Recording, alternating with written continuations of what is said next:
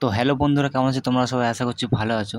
তো আবারও চলে এসেছি বহুত দিন পরে, ঠিক আছে। এখানে ব্যস্ত ছিলাম তাই অনেক ভিডিও দিতে পারিনি। তো আজকে আবারও চলে এসেছি, অনেক ভালো ভালো ইন্টারেস্টিং কোশ্চেন নিয়ে এসেছি, ঠিক আছে। তো চলো বেশি দেরি করবো না, দেখি আজকের প্রথম প্রশ্ন দেখো কী বলেছে আমাদের। দেখো, ভারতের রাজধানী কোথায়? ভারতের এই যে ভারতবর্ষ আমরা বাস করছি, আমাদের দেশের নাম ভারতবর্ষ, ঠিক আছে। সে ভারতের রাজধানী কোথায়? Option A Mumbai, option B Delhi, option C Kolkata, না অপশন ডি চেন্নাই। তো বলো, ভারতের রাজধানী কোথায়? সঠিক অ্যান্সার কী হবে বলো?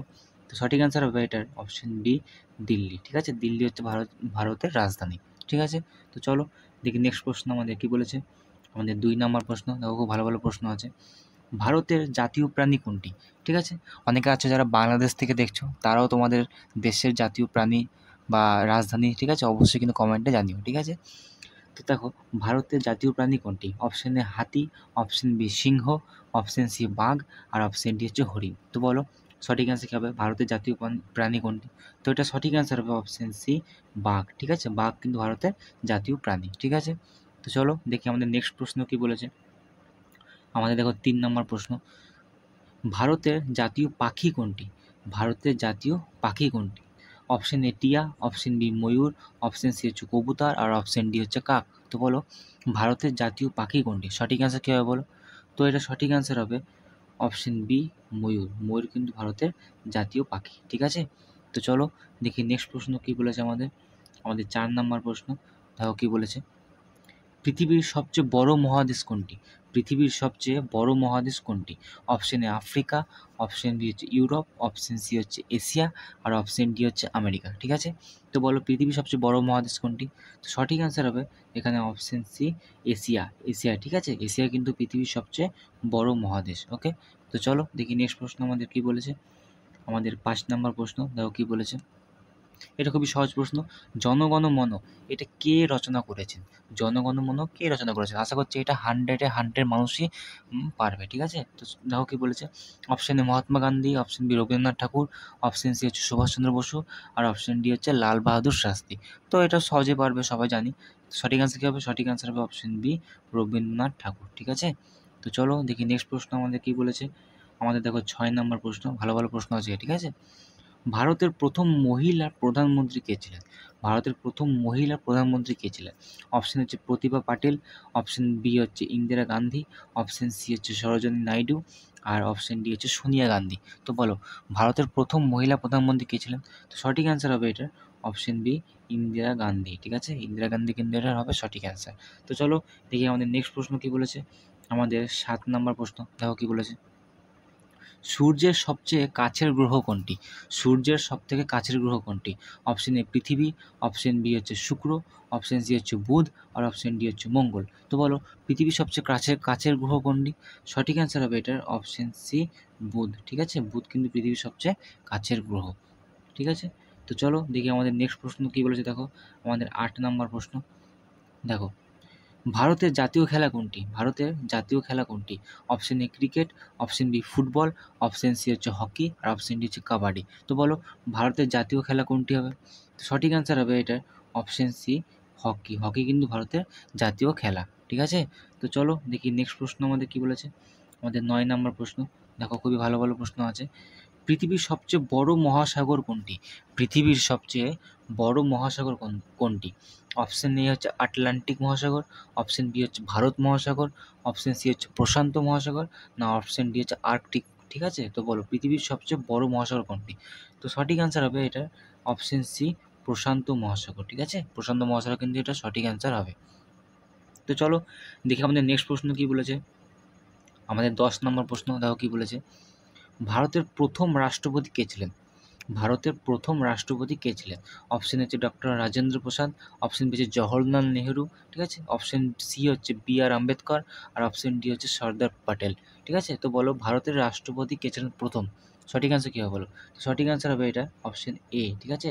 ডক্টর রাজেন্দ্র প্রসাদ হবে এটা সঠিক অ্যান্সার। তো চলো দেখি আমাদের নেক্সট প্রশ্ন আমাদের কী বলেছে। আমাদের 11 নম্বর প্রশ্ন, তো খুবই ভালো প্রশ্ন আছে।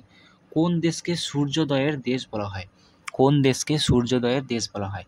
Option A Bharat, option B চীন, অপশন সি হচ্ছে জাপান, অপশন ডি হচ্ছে কোরিয়া। তো বলো কোন দেশকে সূর্যোদয়ের দেশ বলা হয়? সঠিক অ্যান্সার হবে এটার অপশন সি জাপান। জাপানকে কিন্তু সূর্যোদয়ের দেশ বলা হয়, ঠিক আছে। তো চলো দেখি নেক্সট প্রশ্ন আমাদের কী বলেছে, আমাদের 12 নম্বর প্রশ্ন। 12 নম্বর প্রশ্ন দেখো কী বলেছে, কোন প্রাণী রক্ত ছাড়া বেঁচে থাকতে পারে? বলো, কোন প্রাণী রক্ত ছাড়াই বেঁচে থাকতে পারে? Option A jellyfish, option B হচ্ছে মাছ, অপশন সি হচ্ছে সাপ, আর অপশন ডি হচ্ছে ব্যাঙ। তো বলো কোন প্রাণী রক্ত ছাড়াই বেঁচে থাকতে পারে? সঠিক অ্যান্সার কী হবে বলো? তো এটা সঠিক অ্যান্সার হবে অপশন এ, ঠিক আছে, জেলিফিশ কিন্তু রক্ত ছাড়াই বেঁচে থাকতে পারে। ঠিক আছে, তো চলো দেখি নেক্সট প্রশ্ন আমাদের কী বলেছে, আমাদের 13 নম্বর প্রশ্ন। দেখো কী বলেছে, মানুষের শরীরের সবচেয়ে শক্ত অংশ কোনটি?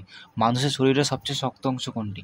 অপশন এ হাড়, অপশন বি দাঁত, অপশন সি হচ্ছে নখ, আর অপশন ডি হচ্ছে খুলি। ঠিক আছে, তো অনেকে আমি যা বুঝতে পেরেছি হাড় কিন্তু অ্যান্সার করবে, ভাববে যে হাড় হচ্ছে মানে বোন হচ্ছে মানুষের শরীরের সবচেয়ে শক্ত জিনিস, কিন্তু আসলে না। সঠিক অ্যান্সার কী হবে বলতো? সঠিক অ্যান্সার হবে অপশন বি, ঠিক আছে, দাঁতের কিন্তু সেই এনামেল, ঠিক আছে, সেটা হচ্ছে মানুষের শরীরে সবচেয়ে শক্ত জিনিস। তো চলো তারপরে কি আছে দেখি, 14 নম্বর প্রশ্ন দেখো কি বলেছে, কোন গ্রহকে লাল গ্রহ বলা হয়? কোন গ্রহকে লাল গ্রহ বলা হয়? ঠিক আছে, অপশন এ বুধ, অপশন বি মঙ্গল, অপশন সি হচ্ছে শনি, আর অপশন ডি হচ্ছে বৃহস্পতি।